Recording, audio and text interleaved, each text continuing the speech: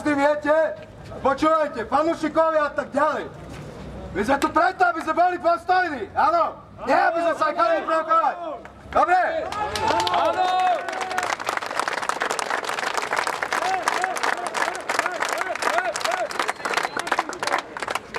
Žiaden zlý človek vám za to nestojí.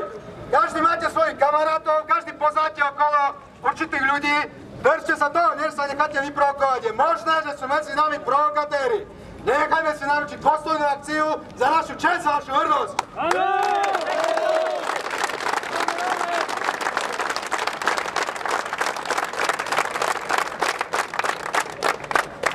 Slovensko zažilo v posledných časoch dosť tragické chvíle. Je to iba bitka našich kamarátov, ale je to aj smrť paníkov.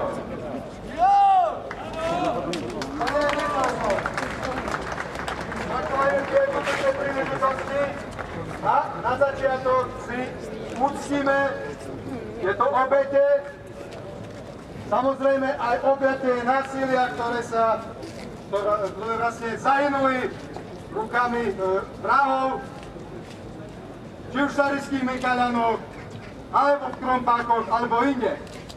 Vyhlasujem minútu ticha.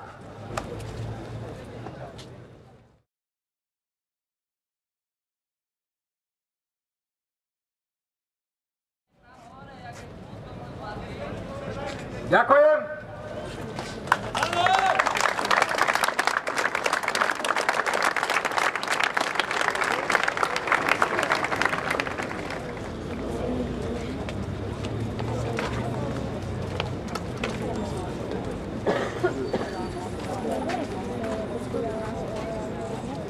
Asma.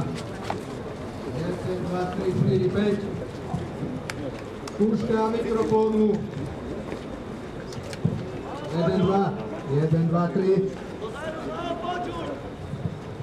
Veľmi slabo počuť z toho dôvodu, lebo aparatúru sme mali hore na schodoch, ale nejakí zamestnanci divadla mali proti tomu určité výhrady, že je to súkromný pozemok, teda že to musíme dať všetko dole.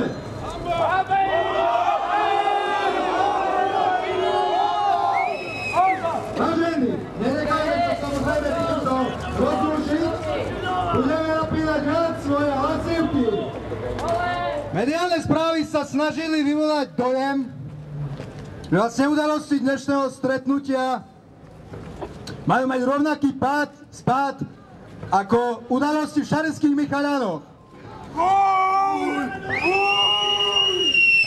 Oni sa vlastne snažia strašiť, zastrašiť.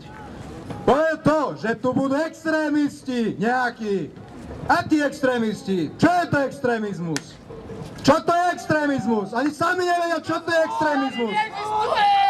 Extrémizmus existuje, ale my nie sme extrémisti. My sme ľudia, ktorí chcú slušne žiť. Sme ľudia, ktorým sa nepáči násilie. Áno, samozrejme, sme ľudia. Teda ja sa pýtam, aký je dôvod demonizovať každé stretnutie? Každý jeden záujem o vec verejnú, ale preto, že ten človek má kratšie vlasy, má nie nejakú zaškatulkovanú vizáž, je automaticky zlý. Ja sa pýtam, prečo médiá tento dojem vykresľujú a robia. Je to nezmysel. My sme sa tu zišli preto, aby sme upozornili na špecifické formy násilia.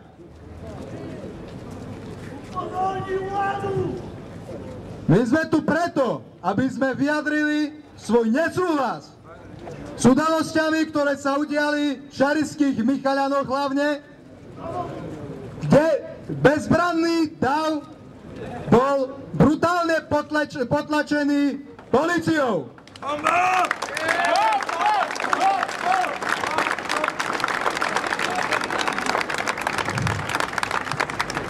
Ľudia, ktorí sa prišli zastať ušľachtilej myšlienky ochrany ľudského života, boli kruto perzekuovaní.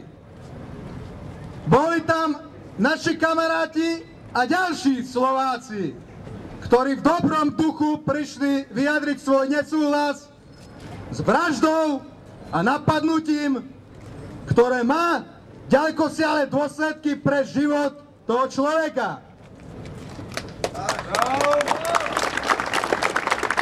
Ja sa pýtam, čo je na tom zlé? Čo je na tom zlé, keď sa blížny zastane blížneho? Nič!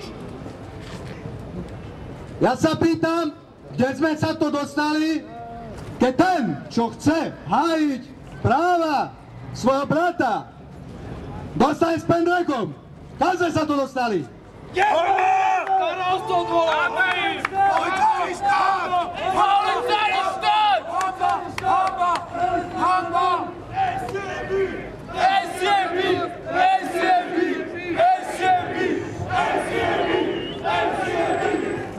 Ja tvrdím, že tento zákrok bol neadekvátny. Moja kritika nesmeruje k zboru policajnému ako celku. Smeruje na konkrétny nezvládnutý zásah. Policajný štát! Nenechá nás spať! Policajný štát! Nenechá nás spať! Policajný štát! Nenechá nás spať! Policajný štát! Nenechá nás spať! Nie je to názor samozrejme môj, alebo váš len, ale je to aj názor miestnych obyvateľov zo Šarišských Michalian, ktorí na protest voči nezvládnutej situácii chcú odvolať starostu, že sa správa tam nekompetentne.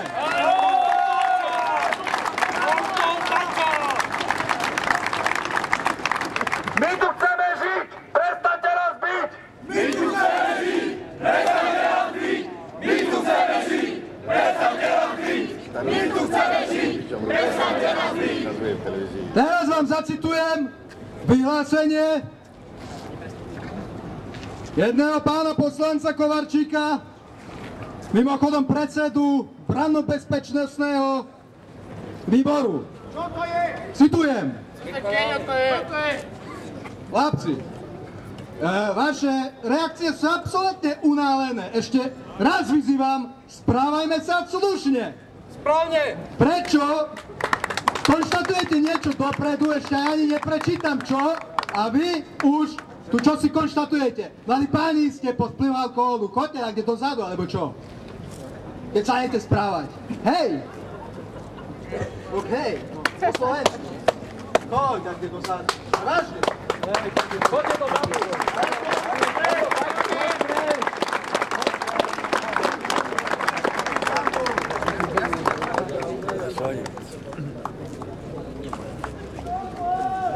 Čiže pán Kovarčík sa vyhlásil v zmysle. Citujem mediálnu správu. Podpredseda parlamentného branno-bezpečnostného výboru Jan Kovarčík z ľudovej strany HZDS opäť kritizuje zásahy polície. Potom, ako minulý týždeň políciu kritizoval za to, že pod vedením ministra vnútra nevie zvládať dav, tento raz sa ohradil proti jej postupu počas víkendového zásahu v Šarišských Michalianoch. Citujem. Bol to absolútne neadekvátny a neopodstatnený zásah, povedal agentúre SITA pán Kovarčík. Takýmito riešeniami, ako predviedla polícia v sobotu, tlačíme rómsky problém pred sebou a tí, ktorí na to budú poukazovať, sa stávajú extrémistami a treba ich brutálne pacifikovať, vyhlásil Kovarčík. Podľa Kovarčíka nie je možné na otázky, ako chce spoločnosť riešiť rómsky problém, odpovedať brutalitou a neadekvátnym zásahom na bezbranných ľudí.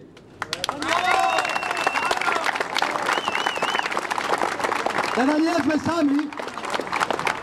nie sme sami, kto to tvrdí. Sú to aj ústavní činitelia, ktorí to tak vidia.